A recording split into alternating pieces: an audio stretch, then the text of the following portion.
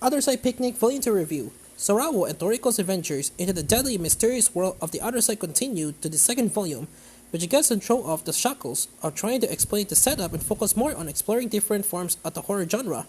We continue from where we left off in Volume 1, with Sorao and Toriko facing the 8-foot tall lady, an apparition that takes on the form of a person you wish to see the most in order to spirit you away to who knows where, with Toriko seemingly enraptured by it appearing by her as Sasuke. Sorabo must think of something fast to prevent her from disappearing. While I won't spoil the final twist to this tale, I will say that it is a fascinating climax that allows it to dig into the pair's newly acquired supernatural powers and how they complement each other as a team. While Sorabo has the powers of observation with her eye, she can actually do anything to the creatures and weird things they encounter, which is where Toriko comes in with her transparent hand, which can actually interact with these things that plague the other side. It's a simple dynamic, but one I like is it continually pulls them together and makes them rely upon each other to survive. How about the far one? In later stories, becomes an inseparable bond. The opportunities to create situations where they complete in peril on their own are also the key part of this. And that's something what also is briefly in the story is some kind of bedding scenes that would make you and the characters question what in this world is actually real. And when the idea is out there and abstract, it becomes a really hard things to answer. After managing to escape back into the real world, we transition into the next main arc, Station February. But it does feel a little weird starting with the last chapter of the previous arc for the second volume. I personally will have perhaps vary the chapter counts so each volume is episodically self-contained. I try to blend two together but keeping the conversation around the previous arc going and using artifacts for the other side as triggers to pull Sorawa and Toriko back strong without them having to use the elevator. This gets out into the thick of the action not only more swiftly, but more naturally, where they can create a forward bonding and spooky atmosphere but softly, changing things until you realize it is sleep drunk. These transitional scenes are great for characters' development too, as this one sits Sorawa and Toriko down in the pub, where they can discuss their latest exploits and just enjoy each other's company without some kind of monster breathing down their necks.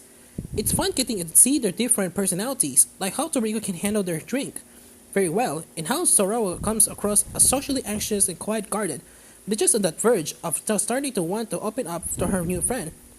One thing to probably note here is that while this is billed as a Yuri work, it's definitely one of those on the subtler side of things, at the point at which it struggles to convey anything beyond friendship. For our protagonists, which may disinterest some readers who are used to more straightforward romantic relationships.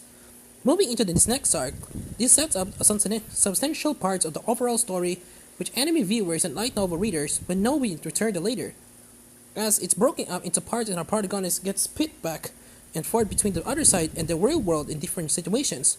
Anyway, Station February puts Sorawa and Toriko in the middle of nowhere and the other side where they are chased by various monsters until they reach the abandoned Kisaragi station, which has become home to the platoon of US Marines for Okinawa, who are not only stranded but are struggling to fend off the monster's assault. With this arc is a bit more of a slow burn in terms of pacing than some of the others we have had so far. This actually becomes a great read for those who are interested in the horror aspects, as each individual chapter tackles a different part of the genre. Chapter features an extended chase sequence that has Sorawa and Toriko running from a horde of dog monsters. They're more like amorphous blobs with unclear features and faces.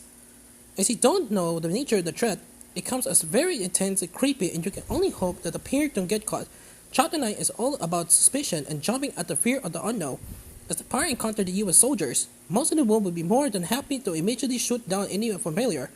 Those who know the story will pick up some clever hints here too on not only what the entire situation is about, but also who might get chopped later.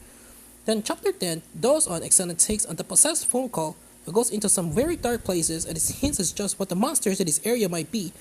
While it may seem that it's just jumping around different concepts, I think it works because of each one ties into the actual situation and gives us just a little bit more information about what is really going on. As well as having a good story, there's plenty of good artwork in here as well. And I think it pulls off a fantastic creepy vibe with the monster designs. Character artwork is strong and emotive, while Sawaro is particularly being a delight as she really shows her surprise and fear than the more experienced Toriko does. Again, it would have been seen nice for this to have been full color to get the most out of showing Sorawa and Toriko's supernatural powers. But it is starting to use other visual cues here so we can better tell when they are in use.